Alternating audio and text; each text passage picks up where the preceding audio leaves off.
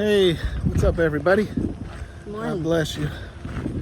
Kathy's making me get my exercise.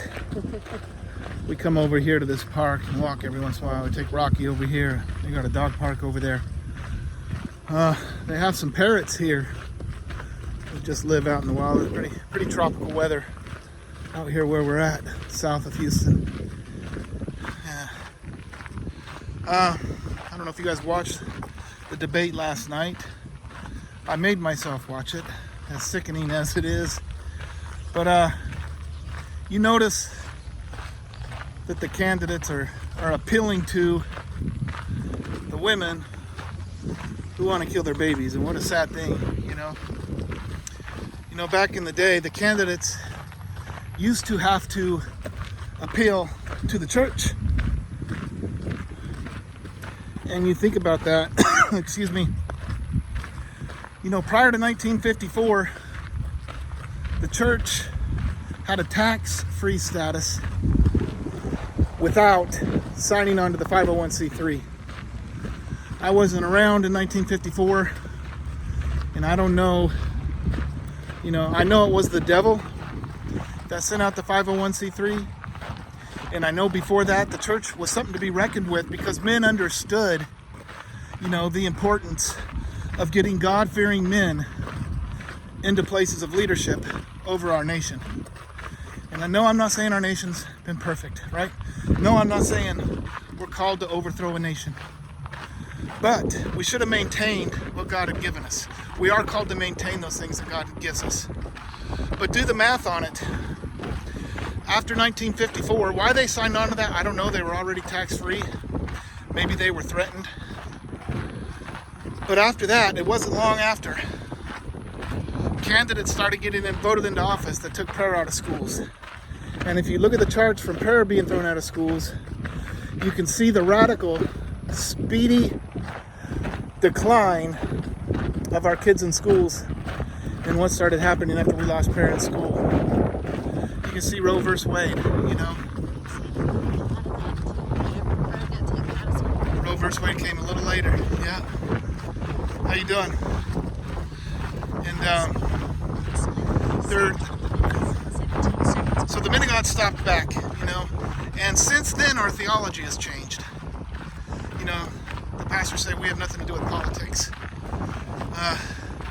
After generations, you know, since 1954, and now we got an evil government. Go do the math. You know, man cannot serve two masters. I don't know what the IRS threatened them with back in 1954. Maybe they would have lost their tax-free status. I don't know. But if it were me, I would have told them to take that tax money and go buy yourself something pretty with it. I don't want it. You know, I would still endorse godly candidates, but we no longer have. I mean, suppose there was a candidate that was bold enough to say, you know, abortion's going to be illegal no matter what the case. Suppose we did have a candidate that started doing things that were right, you know. How's he going to get support with a silent, weak, dead church that has no passion for righteousness, you know? So yeah, I watched the debate. It kind of helps me see where we're at with this end time zone. I'm not voting for any of the candidates. It was kind of sickening to watch. I made myself watch it. So there's my 2 cents on the whole thing. You know, I can do your own math. I think the responsibility of this nation declining lies at the feet of the pulpits.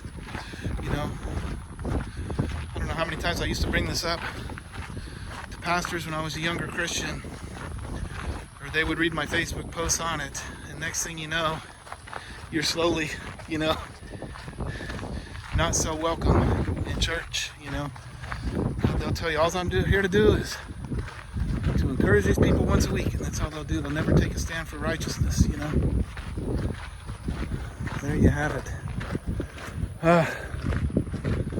We are definitely walking into the last days, you know. And God has not given us a spirit of fear, a spirit of power, love, and of a sound mind. And we see a lot of people, you know, walking in fear these days. Trade me sides on my arms getting tired. Holding that phone up. Where'd you go? And we were out in Fort Worth. We came back home. There's a big hurricane 127 miles south that way off the coast. We're here right by the coast. We're about, I think, 12 feet above sea level where we're at? Yeah, probably like 30 minutes from the ocean. Yeah. We're right down here in the humidity. But Kathy handed a track to a lady when we were in Fort Worth. And I was watching Kathy, and this lady turned around and snapped at Kathy. She was probably in her mid, 40s, you think? Yeah. Had her whole family with her, kids, grandkids, and she turned around and snapped at her and pointed at her and said, "Get away from me." Real sharp like that. And it embarrassed her kids. They must have been in their mid-20s, I guess. But it ended up embarrassing them. And I saw the look on her kids' faces, and while I felt bad for Kathy, I couldn't help but kind of laugh a little bit. We're evangelists, we get that kind of stuff, right? But her kids ended up coming back later and apologizing for their mom. And Kathy had it in her heart to go talk to this lady that snapped at her. And come to find out was she's a nurse practitioner, and people are going into the hospital because people are handing them cards with, what's the drug name on it? I don't know, I don't remember. That new drug that's going around, and it's infecting people, and she was afraid of that. There was another time we'd walked into Kroger, and I started talking to this lady behind the counter about how exciting it is. You know, we're in the last days, and I think Jesus is coming back.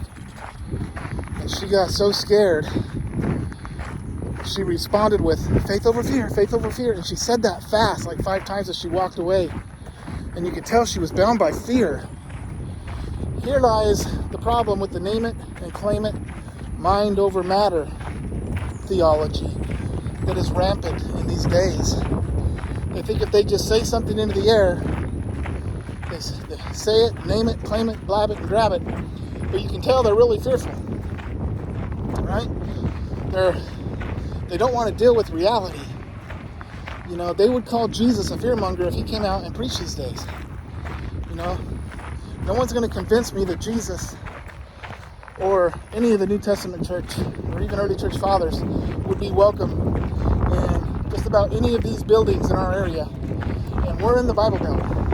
There's a lot of churches around here. Oh, yeah. Big churches around here. Nice buildings. But Jesus is outside the door knocking. And they're not allowed to say anything negative in there.